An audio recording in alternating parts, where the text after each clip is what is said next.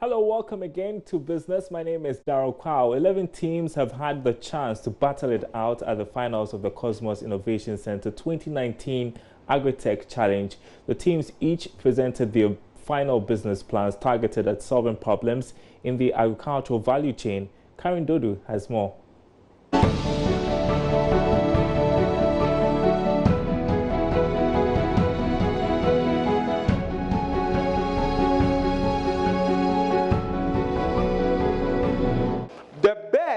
Which have the violet coloring are those who are fed on processed feed, and the others were the ones who fed on the conventional feed. And as you can see, they are bright and fluffy colors. It's been 10 months of intense training, capacity building and research. At the finals of the Cosmos Innovative Center 2019 Agri-Tech Challenge, the teams had their last chance to defend their business ideas to the ideation team. 11 teams: Farm Class, Thermostore, Climatech, Eat Fresh, Agroplast, Cocoa Aboye, AI Scarecrow, U Green Technologies, Farm Code, Coconut World and Prosect Feed took their turns to pitch their business ideas. We are Team Climatech, and we want to bring you the modern way in which farmers can conserve soil moisture. So, the ever-increasing climate action go a long way to affect the universe, and the agricultural space is not left out. To that solution, she sorts them out and then brings those tomatoes to Thermostore.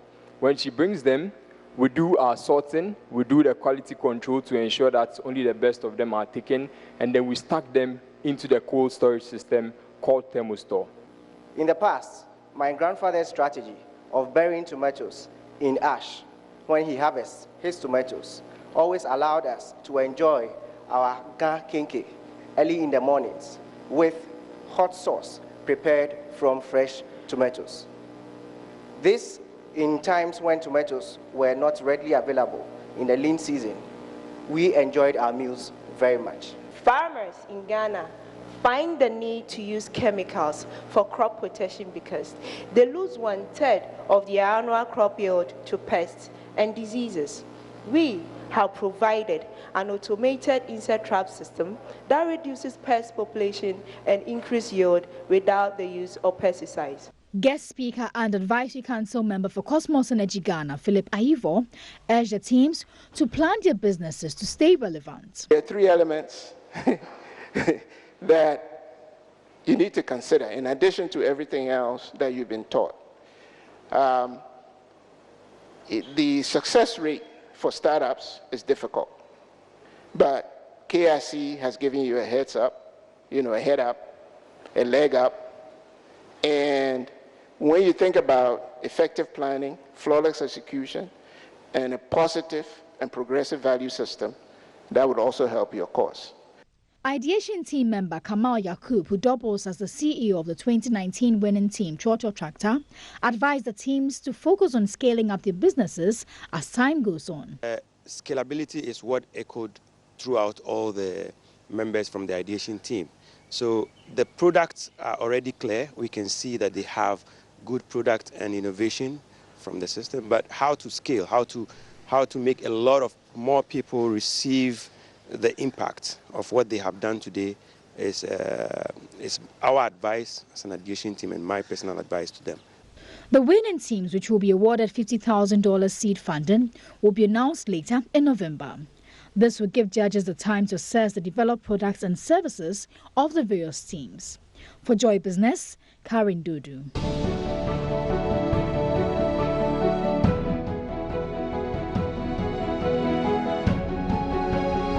Well, next to the Volta region, where an historic landmark and tourist attraction, Fort Prinzenstein in Keta, is in a deplorable state. It is posing a threat to tourists and community folks. The fort, which survived the turbulence of the sea for over 2 centuries prior to the construction of the sea defense in 1999, may soon collapse if not closed and renovated. Fred Duho visited the site and comes through with this report. Government's initiative to woo investors through the most talked about year of return, many celebrities, including TV show host Steve Harvey and others, have made their way to Ghana for the first time and visited some of these landmarks. Fort Prinzenstein, designated as one of the World Heritage Sites in Ghana, was built by the Danish 1784 in Keta in the Volta region for defensive purposes during the war against the Anglos. Served a lot of purpose. The fort was used as a prison for a period before it was partially destroyed by the sea. The fort currently serves as a tourist site and managed by the Museums and Emoluments Board and the Ghana Tourism Authority. The assemblyman for the area, Akoli James Oklu, shared this brief history of the fort. And this is the last fort in the eastern side of Ghana. Fort Prinzenstein. It was put up by the Danish. You know, the Danish have 5 in Ghana, and Christianborg is the headquarters for the Danish at that time.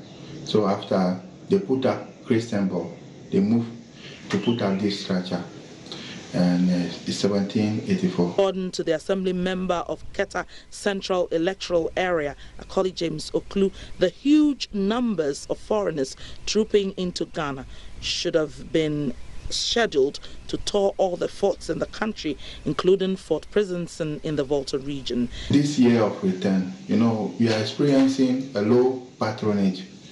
We are not happy about it. African American in the diaspora are now trooping into Cape Coast and Mina Castle and then leaving this fort.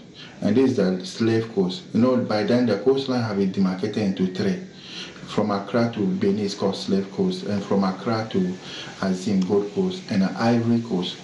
So, if anything, some of the slaves must be, the artillery that is drawn might include Keta, so that people can also trace their route. James Oklu showed me where the slaves took their bath and did their cooking.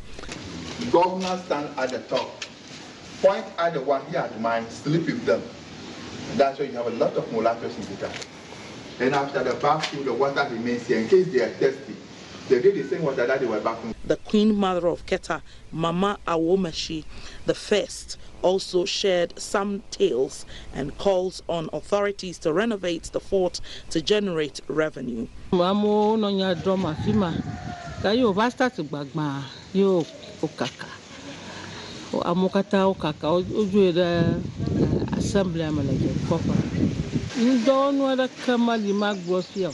Previously, the place was used as a court for settling disputes in the past. Since it started deteriorating, occupants moved out to the new assembly. We call on government to renovate the fort to provide revenue for the state.